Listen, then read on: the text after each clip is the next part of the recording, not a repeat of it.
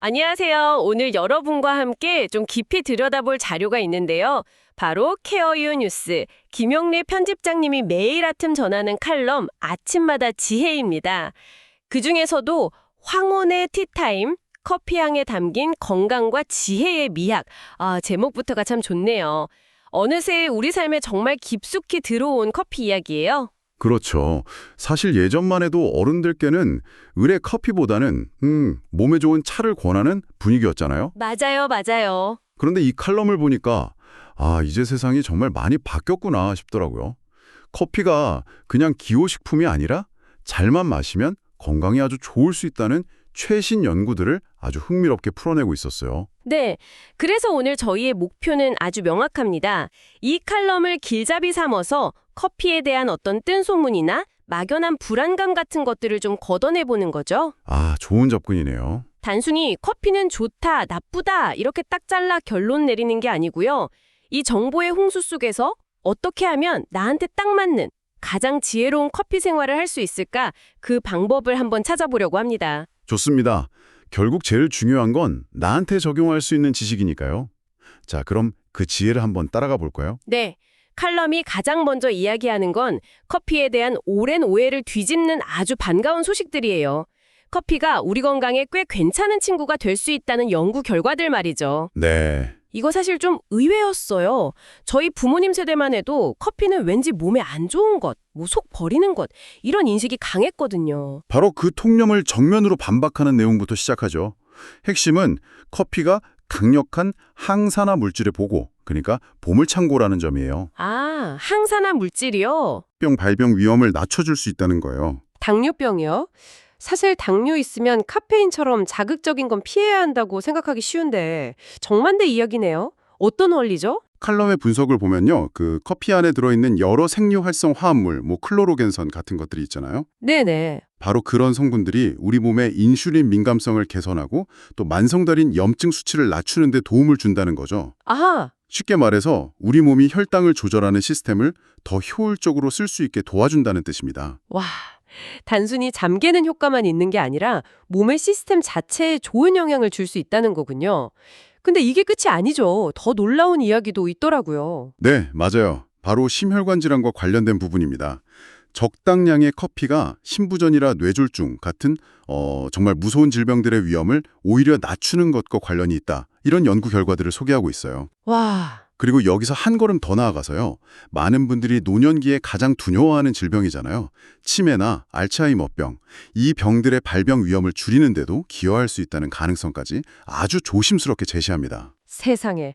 당뇨병, 심혈관 질환의 치매까지. 이 정도면 거의 만병통치약 수준인데요. 하하, 그렇죠. 당장 커피 머신 앞에 달려가야 할 것 같은데 칼럼은 바로 이 지점에서 아주 중요한 제동을 겁니다. 잠깐 너무 흥분하지 마세요 하고 말하는 것 같아요. 저는 이 부분이 이 칼럼의 진짜 가치라고 생각했어요. 맞습니다. 만약 좋은 이야기만 쭉 나열했다면 그냥 그저 그런 건강정보 글에 그쳤을 거예요. 여기서 칼럼은 아주 냉철한 질문을 던지죠. 과연 이 연구 결과들을 곧이곧대로 믿어도 되는가? 네. 그러면서 연관성과 인과관계라는 아주 중요하지만 헷갈리기 쉬운 개념을 딱 짚어줍니다. 바로 그 부분이에요. 얼핏 들으면 비슷한 말 같은데 이거 하늘과 땅 차이잖아요. 이 지점을 조금 더 쉽게 풀어주실 수 있을까요? 물론이죠. 연관성이라는 건요, 말 그대로 그냥 관련이 있어 보인다는 뜻이에요. 그냥 경향성 같은 거군요. 네, 그렇죠. 예를 들어서 커피를 꾸준히 마시는 사람들을 관찰해 보니까 안 마시는 사람들보다 특정 질병에 좀 덜 걸리는 경향이 있더라. 이게 연관성인 거죠. 하지만 이게 커피 때문에 그 병에 안 걸렸다는 인과관계를 증명하는 건 절대 아니라는 겁니다. 그러니까 커피를 마시는 행위 자체가 아니라 다른 어떤 숨겨진 요인이 있을 수도 있다. 이 말씀이시죠? 정확합니다. 이건 비단 커피만의 얘기가 아니에요. 우리가 흔히 보는 건강 뉴스의 맹점이기도 하죠. 어느 날은 레드와인이 심장에 좋다 그랬다고 다음 날은 아니라고 하고. 맞아요, 맞아요. 그게 다 이런 연관성 연구를 어떻게 해석하느냐에 따라 달라지기 때문이거든요. 어쩌면 커피를 즐겨 마시는 사람들이 그냥 좀 더 활동적이거나 사회생활을 더 활발하게 하거나 혹은 스트레스 관리를 더 잘하는 다른 생활 습관을 가졌을 수도 있는 거죠. 바로 그게 건강에 진짜 영향을 미친 요인일 수도 있고요. 와, 그렇게 생각하니까 이게 완전히 다르게 보이네요. 연구 결과를 그냥 액면 그대로 믿는 게 얼마나 위험할 수 있는지 알겠습니다. 그런데 칼럼은 여기서 그치지 않고 또 다른 변수를 이야기하죠. 바로 개인의 차이를 강조하더라고요. 네, 이 부분이 정말 현실적인 조언입니다. 우리 모두의 몸은 다 다르다는 거죠. 특히 유전적으로 카페인을 분해하는 능력이 사람마다 정말 천차만별이에요. 아, 그렇죠. 어떤 사람은 커피 한 잔에도 막 심장이 두근거리고 잠을 못 자는데 누구는 저녁에 커피를 마셔도 꿀잠을 자잖아요. 이게 다 몸 안에 있는 카페인 분해 효소의 활성도 차이 때문이거든요. 아, 그래서 젊었을 때 밤새워 공부하면서 커피를 몇 잔씩 마셔도 멀쩡하던 사람이 나이가 들면서 오후에 마신 커피 한 잔에도 밤잠을 설치게 되는 거군요. 바로 그겁니다. 칼럼이 아주 날카롭게 지적하는 부분이죠. 나이가 들면 간의 대사 기능이 자연스럽게 떨어져요. 그래서 같은 양의 카페인이라도 몸 안에 훨씬 더 오래 머물게 됩니다. 그만큼 영향도 더 강하고 오래 가는 거죠. 젊었을 때의 나를 기준으로 지금의 나를 판단해서는 절대 안 된다고 경고하는 거예요. 결국 좋은 연구 결과는 어디까지나 참고 자료일 뿐 절대적인 법칙은 될 수 없다는 거네요. 그렇다면 이 모든 변수를 고려했을 때 우리는 도대체 어떻게 커피를 마셔야 할까요? 다행히 칼럼은 여기서부터 아주 구체적이고 실용적인 지침 3가지를 제시합니다. 네, 맞아요. 바로 무엇을 어떻게 그리고 얼마나 마실 것인가. 네, 첫 번째 지침 무엇을부터 한번 보죠. 결론은 아주 간단 명료합니다. 건강을 최우선으로 생각한다면 정답은 무조건 블랙커피라는 겁니다. 하긴 요즘 카페 메뉴판 보면 정말 화려하잖아요. 산처럼 쌓아 올린 휘핑크림, 캐러멜 시럽, 초콜릿 드리즐. 보기만 해도 달콤한데 이런 커피들은 어떻게 봐야 할까요? 칼럼은 이런 음료들에 대해 아주 단호한 입장이더라고요. 이건 커피가 아니라 그냥 설탕과 포화지방 덩어리라고요. 아, 그렇게까지? 네, 순간의 즐거움은 주겠지만 장기적으로 봤을 때 혈당 관리나 심혈관 건강에는 백해무익하다는 거죠. 오히려 좋은 원두가 가진 본연의 향과 맛을 오롯이 즐기는 습관을 들이는 것이야말로 건강과 품격을 동시에 잡는 길이라고 강조합니다. 듣고 보니 맞는 말이네요.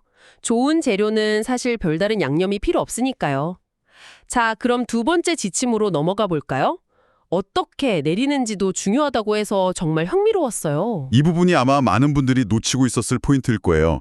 특히 콜레스테롤 수치가 좀 걱정되는 분들이라면 귀를 기울여야 할 내용인데요. 네. 커피 원두에는 카페스톨이라는 일종의 지방 성분이 들어있습니다.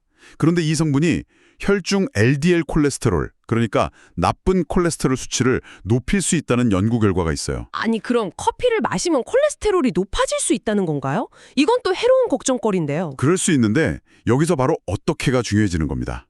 추출 방식에 따라서 이 카페스톨의 양이 크게 달라지거든요. 아, 에스프레소 머신이나 프렌치 프레스처럼 금속 필터를 쓰거나 아예 필터 없이 끓이는 방식은 이 카페스톨이 거의 그대로 커피에 녹아나와요. 반면에 칼럼이 추천하는 방식인 종이 필터를 사용한 핸드드립. 이 방식은 종이 필터가 카페스톨을 상당 부분 걸러주는 역할을 합니다. 아, 그래서 드립 커피를 권장하는 거였군요. 단순히 맛이나 분위기 때문이 아니라 아주 과학적인 이유가 있었네요. 그렇죠. 생각해보면 단순히 콜레스테롤을 거르는 걸 넘어서 물 끓이고 원두 갈고 천천히 한 방울씩 커피를 내리는 그 과정 자체가 주는 평온함도 있잖아요. 맞아요. 칼럼에서도 그 시간을 즐기는 것이 노년의 삶을 풍요롭게 한다고 덧붙이는데 정말 공감이 가더라고요. 맞아요. 결과물뿐만 아니라 과정의 즐거움을 되찾는 거죠. 자, 이제 마지막 지침입니다. 가장 기본적이면서도 어쩌면 가장 지키기 어려운 원칙. 바로 얼마나 마실 것인가입니다. 역시 과유불급이겠죠. 칼럼도 이 사자성어를 딱 인용하면서 아무리 좋은 커피라도 지나치면 독이 된다고 분명히 선을 긋고 있습니다. 네, 일반적으로 건강한 성인의 하루 카페인 권장 섭취량이 한 400mg 이하로 알려져 있는데요. 이게 보통 우리가 마시는 커피로는 한 3잔에서 4잔 정도에 해당합니다. 3-4잔? 네.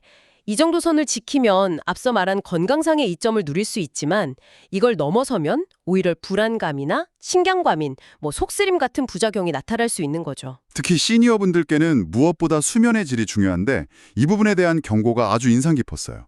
칼럼이 가장 강력하게 경고하는 부분이 바로 그 수면 장애입니다. 나이가 들수록 깊은 잠을 자는 것 자체가 되게 중요한 과제가 되잖아요. 그렇죠. 그런데 카페인은 뇌를 각성시켜서 깊은 수면을 방해하는 대표적인 물질이거든요.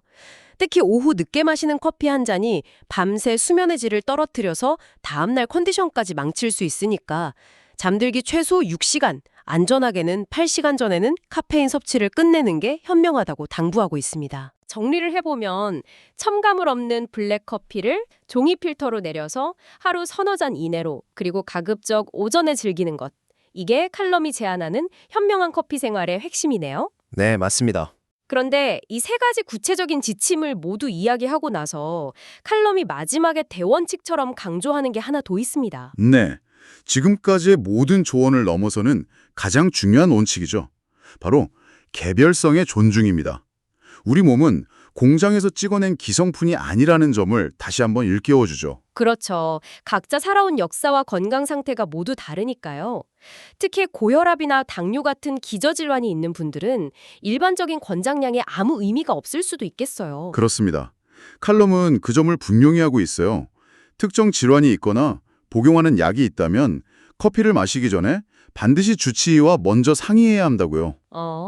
커피의 특정 성분이 약의 흡수를 방해하거나 반대로 약효를 너무 증폭시켜서 예상치 못한 부작용을 낳을 수도 있기 때문입니다. 남들이 다 괜찮더라.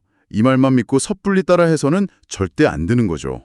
결국에는 수많은 연구 결과나 전문가의 조언 이런 것보다도 제일 중요한 건 그냥 내 몸이 뭐라고 하는지 그 신호에 귀를 기울이는 거네요. 바로 그겁니다. 그게 핵심이에요. 칼럼의 마지막 문장이 모든 내용을 함축하고 있어요. 가장 중요한 것은 내 몸의 소리를 경청하며 나만의 균형점을 찾아가는 지혜입니다. 남의 기준이 아닌 나의 기준을 세우는 것. 그것이야말로 진정한 건강관리의 시작이라는 깊은 울림을 줍니다. 자, 오늘 김영래 편집장의 칼럼을 따라가 보니 커피 한 잔에 정말 많은 이야기가 담겨 있다는 걸 알게 됐네요. 커피를 그저 악 또는 선으로 규정할 게 아니라 어떻게 지혜롭게 다르고 활용하느냐에 따라 노년의 삶에 활력을 더하는 훌륭한 도구가 될 수 있다는 사실을 깨닫게 됐습니다. 맞아요. 핵심은 컬럼 전체를 관통하는 중용의 지혜에 있는 것 같습니다. 쏟아지는 정보에 일희일비하지 않고 내 몸의 목소리에 귀 기울이면서 나에게 허락된 만큼의 즐거움을 찾는 태도. 좋은 원도로 정성껏 내린 커피 한 잔을 여유롭게 음미하는 그 모습이야말로 커피향처럼 깊고 품위 있는 노년을 완성하는 작은 비결이 아닐까 싶네요. 정말 멋진 정리입니다. 그런데요, 이 칼럼이 주로 커피의 성분, 그러니까 신체적인 건강에 초점을 맞추고 있잖아요. 네, 그렇죠. 이야기를 나누다 보니 문득 이런 생각이 들어요. 우리가 혹시 놓치고 있는 또 다른 중요한 가치가 있지 않을까 하고요. 어떤 가치를 말씀하시는 거죠? 바로 커피를 내리고 마시는 그 행위와 시간 자체가 주는 정신적, 사회적 이전 말입니다. 카페인이라는 화학물질을 넘어선 영역의 이야기죠. 아주 중요한 지적이네요. 일종의 의식이 주는 힘이군요. 네, 바로 그거예요. 매일 아침 분주한 일과를 시작하기 전에 잠시 멈춰서 핸드드립으로 커피를 내리는 그 순간의 평온함. 원두 가는 소리, 물 끓는 소리, 집안 가득 퍼지는 커피향. 그 자체가 하루를 시작하는 명상이 될 수도 있잖아요.